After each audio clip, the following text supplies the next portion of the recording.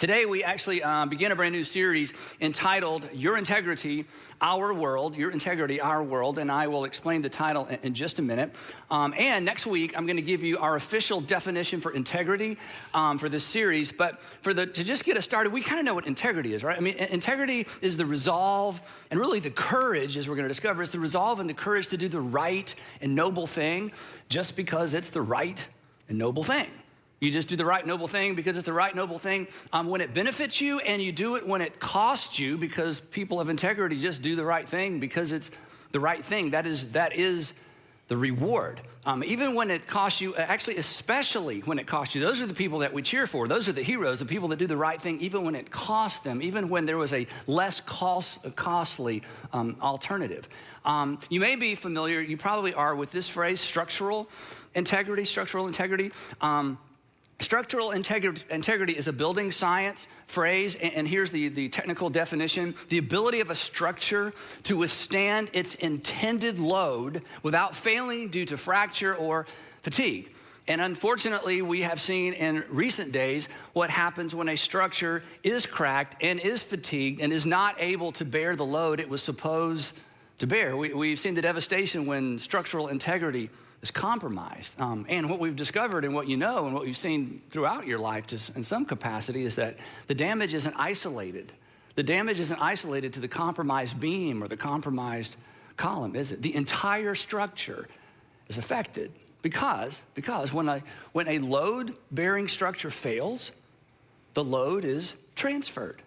When a load-bearing structure fails, the load is always transferred to and potentially overload surrounding support structures. The failure of one part impacts the failure of others because the stress is transferred and the load is transferred to other parts of the building. Now, as you would imagine, and as you can guess where we're going with this, the same is true for you and the same is true for me. The same is true for all of us, that a failure of personal integrity, adds stress to the persons around us, right? I mean, this isn't new, but this is easy to overlook, especially when we're being tempted to sacrifice our integrity, because not to is gonna cost us something, and it just seems too difficult to tell the truth and too costly to do the right thing. But a personal failure of integrity for everybody, no matter how old you are, you transfer the stress to the people closest to you, and oftentimes the people you love the most. A failure of integrity of one family member, what happens? It transfers the stress to other members of the family. If you're a teacher or a school administrator, you get this. You got a straight A student, high B student, a top performer, academically, and suddenly they just don't seem interested. They're not motivated.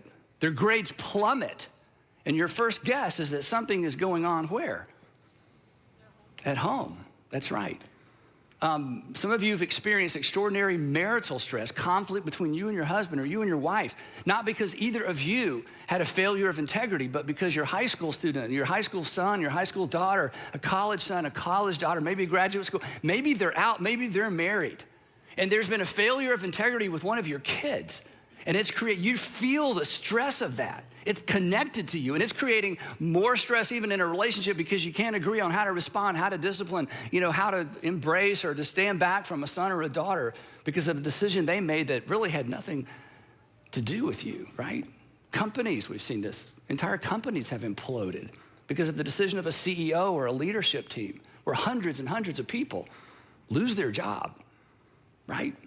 Fostering, I was foster parents. Gosh, we've seen this up close and personal. The failure of integrity with a father or a mother or both parents, it causes kids to spiral. It creates, in some cases, generational problems, generational poverty, generational drug addiction. The point is simply this: the load, we just can't kid ourselves, the load is always, always, always transferred. That the consequences are never isolated, that your personal failure of integrity impacts some other persons.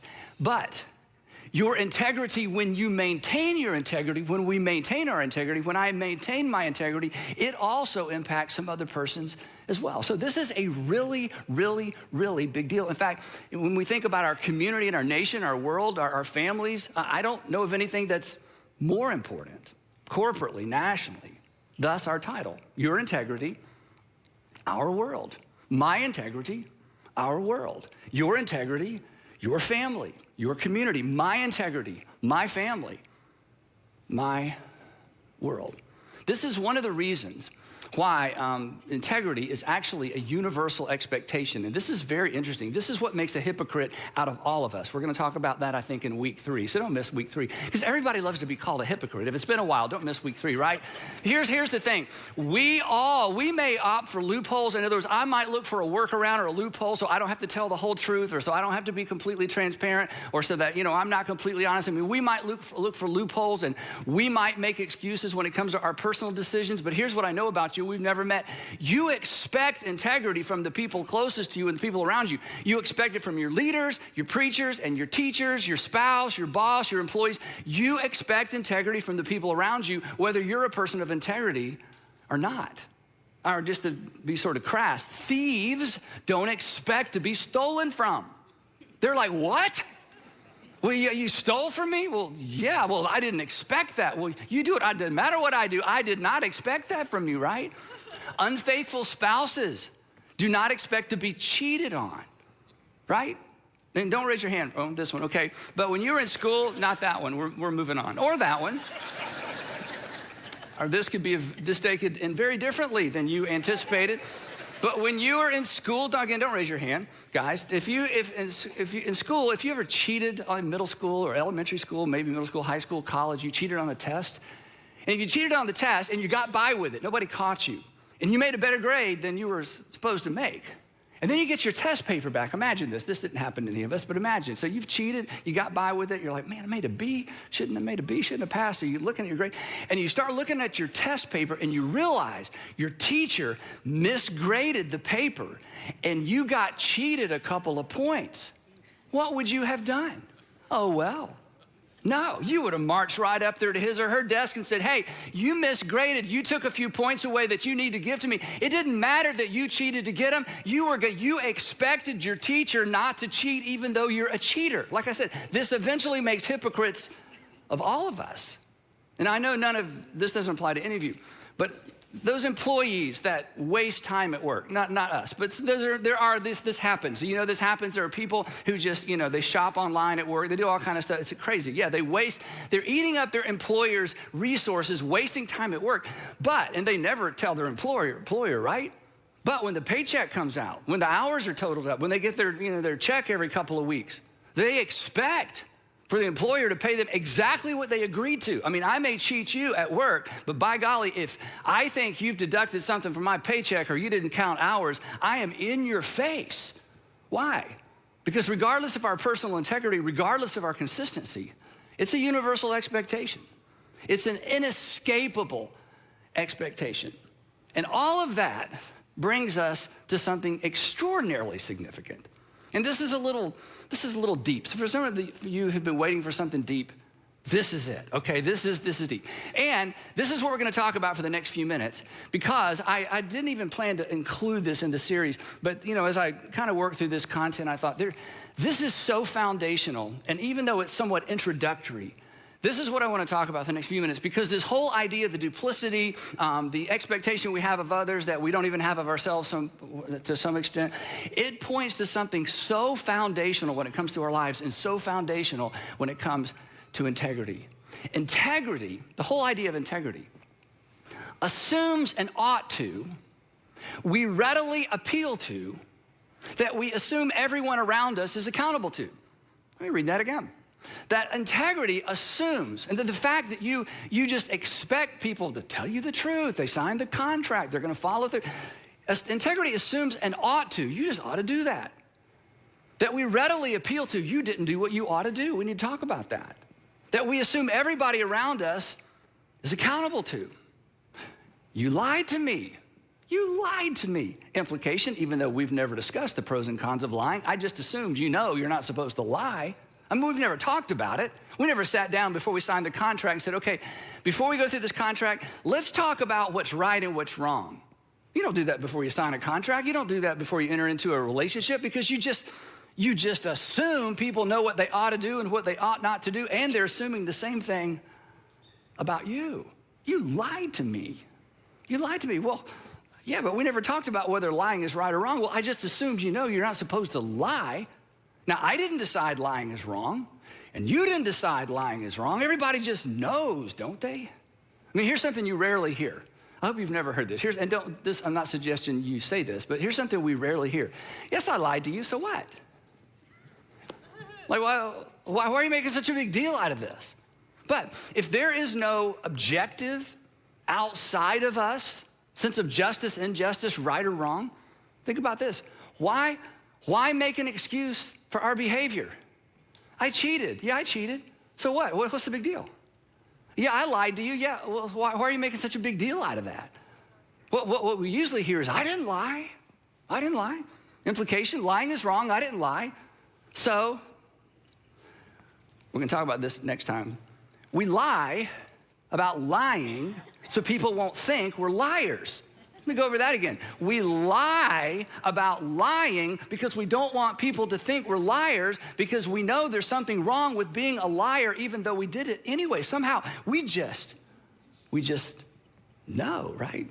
Now what we might hear, what probably all of us have said at one point is, now the reason I lied is, let me tell you why I lied.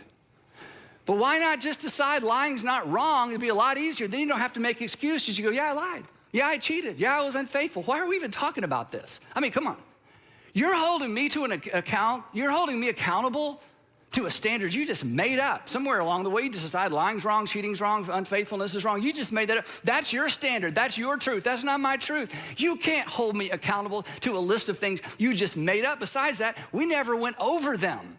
We never sat down and we never even covered this stuff. So you have no right. You have no right to hold me accountable to some standard of right and wrong, just and unjust, that you just made up, any more than I have a right to hold you to my standard.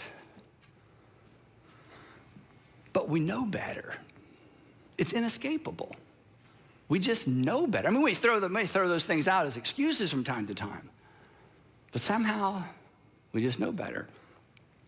Because, as we're going to see, there is an ought to that stands outside of you and over you that didn't originate with you. It just is. There is an ought to. And again, it's not applied universally the same way in every culture, in every season, or in every generation. But there is a general sense of ought to that stands outside of you. You did not make it up. And over you that didn't originate with you or me, and we can't escape it. Now, here's again, the hypocrisy is just amazing. In fact, we've all done this. We might deny the existence of ought to with our actions because we don't always do what we ought to do, right? We may deny this universal sense of ought to with our personal decisions because I know I ought to, but I'm not going to do what I ought to, and I know I ought not do that, but I'm going to do it anyway. So we may kind of dismiss and deny that there's some universal sense of ought to with our actions, but never with our reactions. We react to ought to whenever someone doesn't do what they ought to, and it hurts us, or it hurts someone that we love. Now, so what does all this have to do with integrity? Everything. And here's what it has to do with it. If there is no ought to that stands outside of you and holds sway over you, in other words, if that doesn't even exist, and if you're someone who just believes that the material world is all there is and nature is all that is, I understand that. You have good reason. There's good arguments to be made for that. But if that's your worldview, if there is no ought to that stands outside of you, that holds sway over you, that holds you to some extent accountable, then integrity, let's just not kid ourselves, integrity is nothing more than a tool that you use to get your way until it gets in the way. And then we just throw it away. And we just do whatever we want to. But you promised. You're right, I promised. And when I made that promise, I meant it. But I don't want to do this anymore. I just don't want to. But you promised. I know I promised. And I'm telling you, in the moment I meant it. But I don't want to do this anymore. When integrity is anchored to nothing more than courtesy, or societal expectations, it's so fragile, and we just discard it when it's inconvenient, when it gets in the way. And why not? It's not anchored to anything but my opinion. You signed the contract, I signed the contract, and when I signed the contract, I intended to keep the terms of the contract. But hey, a bigger opportunity has come along, so I'm out. Now, let's think about this.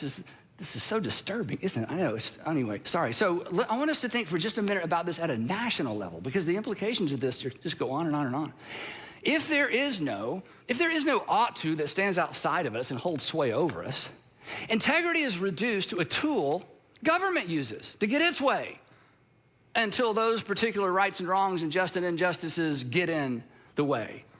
And then whoever controls the government just decides, no, from now on, this is right and that's wrong. We just make it up. So determining what's at the bottom, and again, whether you're a theist or not, a religious person or not, a Christian person or not, this is for all of us. This impacts all of us. This impacts all of us every day. This impacts all of us today. Before this day is over, this dynamic is going to come into play in your life. In fact, for some of you, it's coming into play right now, because you're thinking, why is he talking about this? Because I've had my mind made up, and I had sort of built up a case and built a case for what I'm going to do and got a head of steam. As soon as this is over, I'm going to go out there, we're going to have that conversation, and I'm going to do what I ought not do. And he's talking about this. How did he know? Your husband called me. It's just because this is just the reality we wrestle with every single day. This tension isn't going to go away. So determining what's at the bottom or the foundation of integrity, if there's an anchor at all, what it's built on, has huge ramifications. Because if integrity is not connected to anything, if it's not supported by anything that actually exists, if it's not grounded in anything other than our opinion, and if it's not grounded specifically, as we're going to see, in the divine, then again, let's not kid ourselves. Integrity, what's right and wrong, ought not, just, unjust, noble, virtuous, it's fluid, right? It's fluid. It will be defined and redefined by personal and public opinion. It's just going to be defined and redefined by majority rule. Okay, now let me ask you this question, and I'm going to let you vote on this in a minute. And don't leave, okay? Don't, just to make the point, should women be allowed to vote? Should they? Well, let's just vote, okay? If you think women should be allowed to vote, let's just raise of hand. Do you think women should? This is not a trick question, guys. It's like, yeah. So here's my question, and don't answer this one out loud unless you're sitting by yourself somewhere, okay, or driving. Why should women be allowed to vote? Based on what? Now, I know what it's based on for me. I don't want to be locked out of the house this afternoon, so I'm all for women voting, okay? But once upon a time, the majority said no. And then the majority said yes. And if there's nothing more to that topic than the majority, where does that leave us? Somebody says, what about the Constitution? Well, that's another good illustration. What are the rights? Again, you don't have to answer this out loud, just to get us thinking. Are the rights guaranteed by our Constitution? Are they anchored to anything other than the opinion of the authors? Let's take another one. I know this is so emotional, but slavery? I mean, many thought it was right and just and moral because it was natural, and many in the world today, we can't even comprehend this in our way of thinking, in our Western way of thinking, right? Modern way of thinking.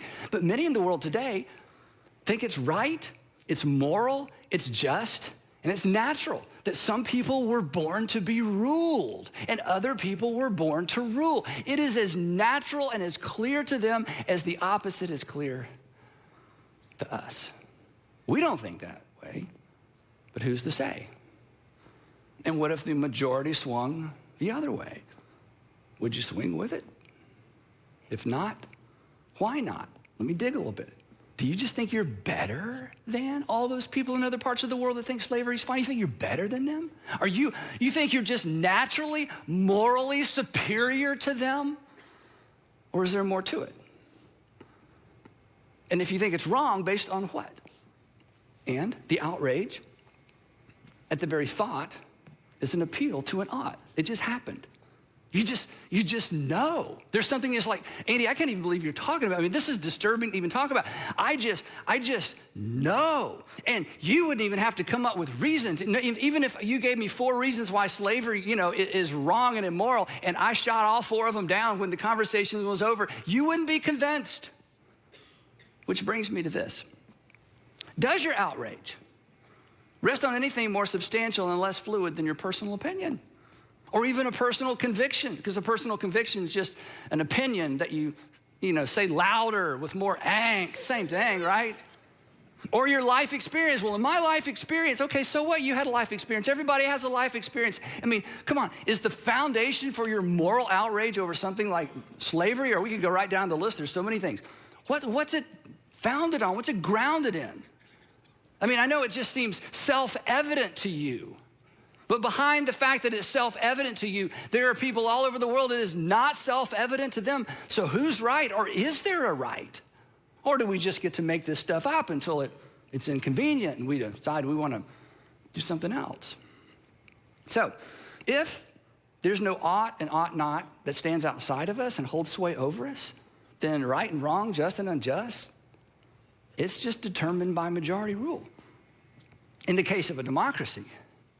But it's determined by minority rule in the case of a dictatorship or a fascist regime or a theocracy. People with the power, they just make stuff up. They decide what's right, what's wrong, what's moral, what's immoral. But it's even worse than that, okay? It's even worse than that. And you're thinking, how could it be worse than that? In fact, just say, how could it be worse than that? Yeah, I know. Thanks for asking. How could it possibly? I mean, this is terrible. Here's why. Because if there is no divine lawgiver, if all there is what we see and what you see is what you get and that's it, then we can't even hold the people in power responsible. We can't judge them because there's no objective standard by which to judge them. I'm just judging them based on my opinion, my truth, my life experience, the way I was raised, and I'm holding them to an account. I'm holding them accountable to a standard they never subscribed to begin with, and I don't want them holding me accountable to a standard that I never subscribed to begin with either. So we're at a stalemate. And it's even worse than that, because if there is no objective standard by which to judge, if all there is matter, they actually had no choice in the matter. Because matter doesn't decide. Matter just is. Choices, decisions require free will. And in a purely materialistic world, there's no free will. I mean, free will is an illusion. It's a trick of evolution. It's not actual, it's not real. We experience decision-making, but we're not actually making decisions. Because of physics and chemistry, natural law, it can't decide anything. It just is. So, at the end of the day, the people who see the world differently than us, we can't judge them. We're holding them accountable to something we just made up, unless there's an ought to that we're all accountable to, that holds sway over us and judges us. If that doesn't exist, in the end, it really is just survival of the fittest. Evolution by natural selection. If there is no divine and if there is no divine lawgiver, it's just self-serving opinion. It's just majority rule. And integrity just becomes a useful tool to help other people feel guilty and to hold them accountable and to meet our expectations until it's not. And then in the end, ought to, it's just up to you. Ought to, it's just up to me. But we know better. We know better. We know better. Even if you aren't sure about a personal God, you know better. Even if you walked away from God, I mean, if you've read all the books in your personal experience day to day before this day is out, you know better. There is something outside of you that's bearing down on you. And here's the amazing thing. And this is what I I don't think I can convince all of you of today, but if you'll hang with us for the next few weeks, I hope someone or something will convince you. The moment, this is so amazing to me, the moment that we attempt to justify a behavior in our minds, okay? Think about this. We're gonna have one of these before the day's over. The moment you try to justify a behavior in your mind, I shouldn't, but I'm going to. I should not tell her that, but I'm gonna tell her that anyway. I shouldn't lie. I should show them. I should, but I'm not. I shouldn't, but I am. The moment, as soon as you enter into that internal argument with yourself, you acknowledge the divine, whether you believe in it or not. You acknowledge accountability to something that you did not create and you can't shake. Paul, the Apostle Paul, he explained it different and better, and his is a lot shorter, so I'm just gonna read you his, but I get 30 minutes, so I just couldn't read this and dismiss, okay? But I will tell you, this is better. And he's writing to Judean and Galilean Jesus followers, they're new Christians, sons and daughters of Abraham, who were raised on Torah. They were raised on the law. I mean, and here's something we can kind of understand if we stop and think about it. Their conscience, these first century, second century too, but especially these first century Judeans, Galileans, sons and daughters of Abraham, their consciences were fine-tuned to the law of Moses.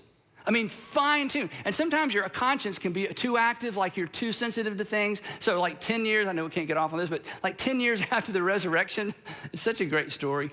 10 years after the resurrection, Peter, who's been with Jesus the whole time, the whole ministry, Peter gets to the door of Cornelius' house, and Cornelius is a Gentile, and Cornelius has invited Peter over to talk about Jesus. I mean, isn't that what Peter's supposed to do? Like, go ye therefore into all the world. How about you just go up the street, okay? This isn't like a big deal. Actually, it's a day and a half journey. He's invited to Cornelius' house 10 years after the resurrection, okay? This is a guy who had breakfast with his resurrected Savior on the beach, and Jesus said, go into all the world. And he gets to Cornelius' house, and it's like, and he later says, this is the first time I've ever been in a Gentile's home. It's like, what? Yeah, because their consciences was fine-tuned to the Torah and to the first century teaching of how Torah was supposed to be lived out. So when these Judeans and Galileans, sons and daughters of Abraham, when they realize these Gentiles, people like most of us, are beginning to worship their God and are gonna follow their Messiah and embrace Jesus as their Messiah as well, they were like, okay, wait, how are they gonna do this? They don't even know Torah, okay? They don't even go to synagogue. I mean, they know nothing. How in the world are they gonna live a life that's pleasing to God when they don't have the law? So Paul's like, that is a great question. So here is an answer. Here's what he says. When Gentiles, talking about most of us, who do not have the law, because they just didn't grow up with it. They don't have it in their hearts, their minds, their consciences aren't fine-tuned. When Gentiles who do not have the law do instinctively things required by the law, as they begin to follow Jesus and they become more honest and they quit stealing, they quit cheating, and they quit, cheating with their measure and their weights, doing in the marketplace, when they begin to live better, more ethical, more moral lives, he says there's something that's intuitive. There's something that their conscience begins to be more fine-tuned, not to Torah, not to, the law is given to the Jews. He says, but God's doing something on the inside. They just know those things are wrong. He says, when that happens, when they're like, suddenly, that didn't bother me before, but now I'm like, I'm not doing that anymore. Remember Zacchaeus? It's like he stole and stole and stole and stole. Then he meets Jesus, like, I'm giving it all back plus some. It's like, whoa, what happened? What did you read? I didn't read anything. I just met Jesus. I didn't have to read it. It's like, suddenly my eyes are open. I see the world a different way. He says, Paul, when that happens, they are a law for themselves, even though they don't have the law. They have a law. They don't have the law. They don't have Torah. But where did that come from? Where does this enlightenment come from? Where does this sense of right and wrong that suddenly their eyes are open to? Paul says, they show, he said, I've been around. I've been all around the Mediterranean basin, inviting Gentiles to following Jesus. Here's what I've discovered. They show that the requirements of the law are written on their hearts. They show that the requirements of the law, not the sacrificial law, the how you treat other people law, The law are written on their hearts. Their consciences are starting to get fine-tuned to the divine law of God that's for everybody. And then here's something we all experience every day. And their thoughts, this is so interesting, and their thoughts sometimes accuse them. Isn't that weird? It's like your body is moving in this direction because you've decided what you're gonna do, and your thoughts go, don't do that. It's like, wait, how many of me are there? Okay, I just had a thought that conflicts with the direction of my body, and I'd already made up my mind, so do I have two brains? He says, no, there's an internal tension now because they've been awakened to the divine law of God. Their thoughts accusing them, at other times defending them. Good job, good job, good job. Yeah, you're probably not gonna get a bonus now, but you did the right thing, you know? She's in tears, he's in tears, your kids are upstairs crying, but that was a conversation you needed to have. Good job. Gentiles who didn't have or know the 10 Commandments are condemned by their conscience and encouraged by their conscience anytime they intersected with the law of God, whether or not they had the official law of God. So, ought to is not completely up to you. And ought to is not completely up to me. There is an outside agent. And this is huge. I just want you to think about this, especially if you're not Christian or used to be or rethinking it. The moment we attempt to justify a behavior in our minds, we acknowledge the law of God written on our hearts. You say, I don't believe in God. I'm not saying you should or that you do. I'm just telling you. You've been wrestling with ought to your whole life. And you thought it was conditioned and societal conditioning, and certainly there's certainly some of that, right? But I'm just telling you. You have experienced, and Apostle Paul talks about this in other places, you have experienced the divine. You have experienced an encounter with a God who loves you, who has written his law on your heart. And you know you didn't make it up. And you can't escape it. And you made a big, big, big bad decision.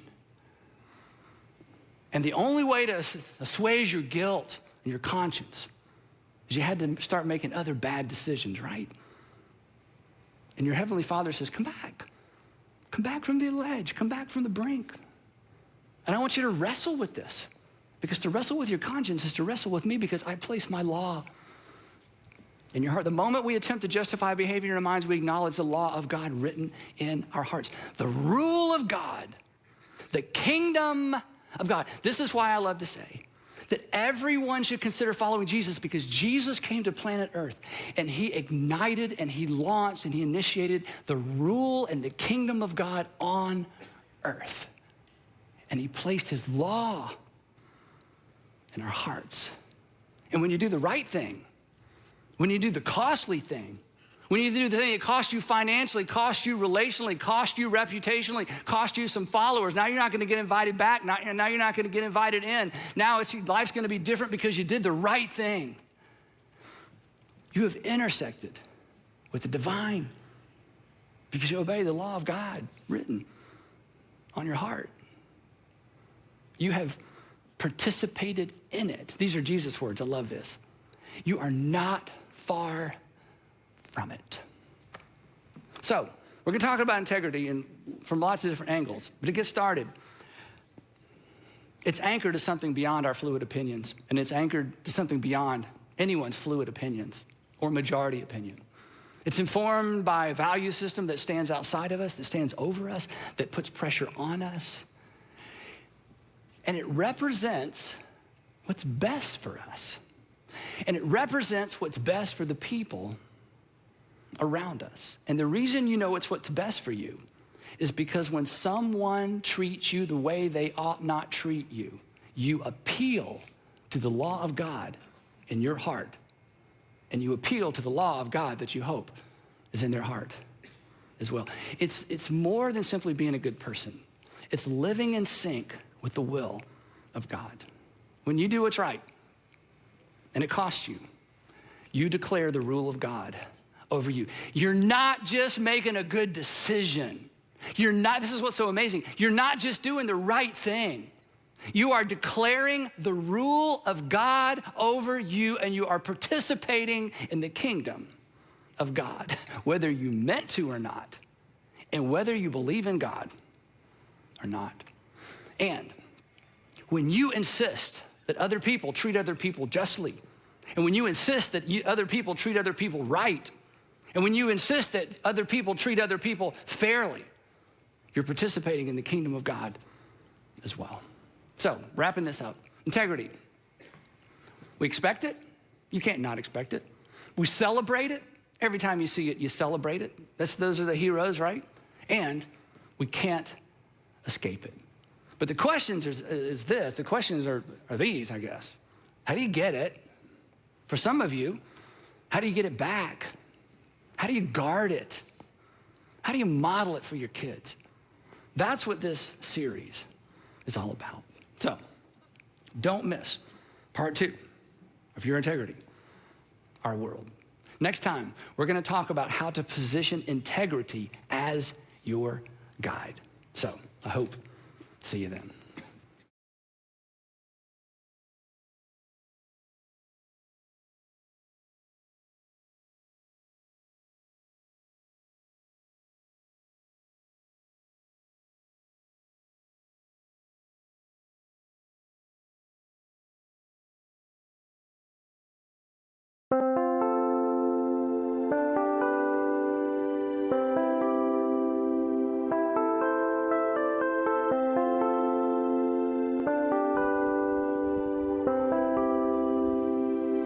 Chẳng được quên khi cơn mưa đêm lại về. Em đã quên lời thề và ta như đông chìm sâu. Không còn mơ em anh nhận màu. Em chỉ cần mơ đâu em bay. Chỉ còn là những cơn mưa vô giá. Cho bên mơ em không mơ ai. Anh một đêm mơ. Chỉ cần bên em không được cần nhớ. Và chỉ có em không còn nhớ. Và người ta bên nhau như ngã tớ. Muốn nhớ về say em chỉ có mấy em ở đây. Và anh như muốn chết đi nhưng không muốn em mãi mãi. Tình yêu làm cho ta đau đầu. Không em như làm hâm mộ. Anh như đeo mong cầu. Và vừa bên em ngủ sầu. Chào các bạn mai em mơ. Chỉ có bên em nhưng đừng khó mơ. Em ở nơi xa. Em muốn bên ai. Anh không mong gì hơn. Chỉ mong em sẽ ở đây ôm anh thật gần. Anh chỉ mong đôi ta được có nhau. Mà đừng em đâu anh có em. Một đôi bên anh có em. Ta sẽ trao nhau môi hôn thật sâu. Ôm anh cứ mưa bằng ngâu. Và em chỉ nằm đâu. Anh không muốn em ở đâu đâu. Một cơn gió thứ anh không mơ cầu.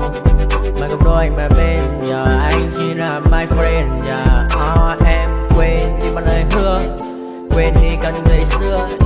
Anh như là một đứa. Em không còn một chưa. Mà đừng ở đêm ở đêm. Anh như một đôi mà kem. Không như là ba trên thêm. Cho em nhiều hơn như là kem.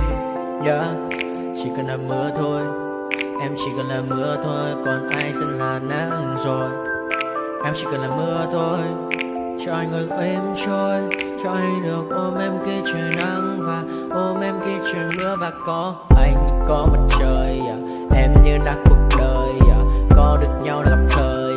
Không cần mưa để mần lời. Anh muốn em mau về đây để cơn mưa ngừng trôi. Anh muốn em là cuộc đời trong mưa mời. Bao còn bao nhiêu sự trên đời. Anh chỉ mong muốn có em bên người. Không muốn được mơ mãi. Chỉ cần mơ say. Em nên làm con tim mưa sầu. Đừng làm con tim để âu đầu. Yêu em chẳng em mà mong cầu. Chỉ muốn có em ở trong đầu. Anh không